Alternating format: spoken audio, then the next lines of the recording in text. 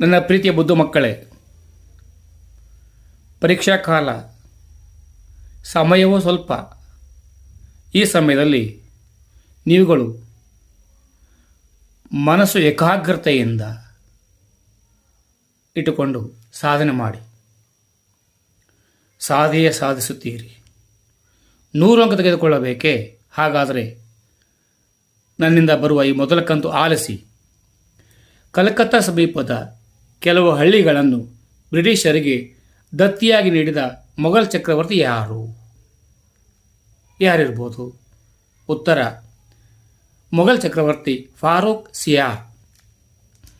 ಬ್ರಿಟಿಷರು ಮತ್ತು ಫ್ರೆಂಚರ ನಡುವಿನ ಸೆಣಸಾಟದಲ್ಲಿ ಬ್ರಿಟಿಷರು ಯಾರನ್ನು ದಾಳವಾಗಿ ಬಳಸಿಕೊಂಡರು? ಅದೇ ಕರ್ನಾಟಕ ಪ್ರದೇಶದ ನವಾಬ ಅನ್ವರುದ್ದೀನನನ್ನು ದಾಳವಾಗಿ ಬಳಸಿಕೊಂಡರು. ಕಾರ್ನಾಟಿಕ್ ಯುದ್ಧದಲ್ಲಿ ಫ್ರೆಂಚರು ಯಾರಿಗೆ ಬೆಂಬಲ ನೀಡಿದರು? ಚಂದಾ ಸಾಹೇಬ. ಏಕಸ್ವಾಮ್ಯ ಎಂದರೇನು? ವ್ಯಾಪಾರದಲ್ಲಿ ಕೊಳ್ಳುವ ಮತ್ತು ಮಾರಾಟ ಮಾಡುವ ಹಕ್ಕನ್ನು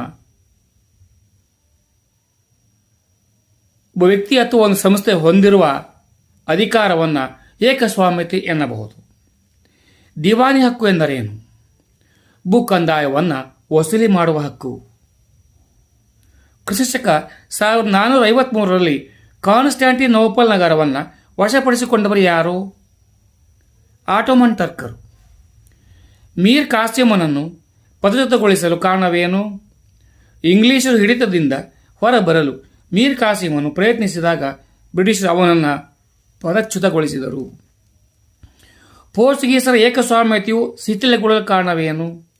ಭಾರತದೊಳಗೆ ಡಚ್ಚರು ಮತ್ತು ಇಂಗ್ಲಿಷರ ಆಗಮನದಿಂದ ಪೋರ್ಚುಗೀಸರ ಏಕಸ್ವಾಮ್ಯತೆ ಶಿಥಿಲಗೊಂಡಿತು.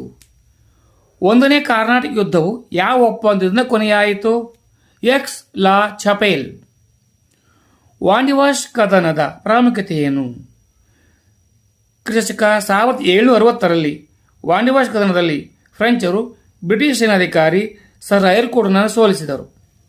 ಭಾರತದಲ್ಲಿ ಫ್ರೆಂಚ್ ಸಾಮ್ರಾಜ್ಯ ವಿಸ್ತರಿಸುವ ಫ್ರೆಂಚರ ಆಕಾಂಕ್ಷೆ ನಾಶವಾಯಿತು. ಇಂಗ್ಲಿಷರು ಮದ್ರಾಸಿನಲ್ಲಿ ಹೊಂದಿದ್ದ ವ್ಯಾಪಾರ ಕೇಂದ್ರ ಹೆಸರೇನು? Saint George port.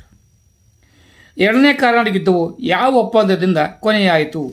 ಪಾಂಡಿಚೇರಿ ಒಪ್ಪಂದ. ಬ್ರಿಟಿಷರು ಬಂಗಾಳ ಪ್ರಾಂತ್ಯದ ಮೇಲೆ ಹೇಗೆ ಸಂಪೂರ್ಣ ರಾಜಕೀಯ ನಿಯಂತ್ರಣ ಸಾಧಿಸಿದರು? ಬಕ್ಸರ್ ಕದನ ಜಯಿಸಿದ್ದರಿಂದ ಅವರು ಸಂಪೂರ್ಣ ರಾಜಕೀಯ ನಿಯಂತ್ರಣ ಹೊಂದಿದರು. ಮೊದಲ ಆಂಗ್ಲೋ ಮರಾಠ ಯುದ್ಧದ ನಂತರ ಮರಾಠರ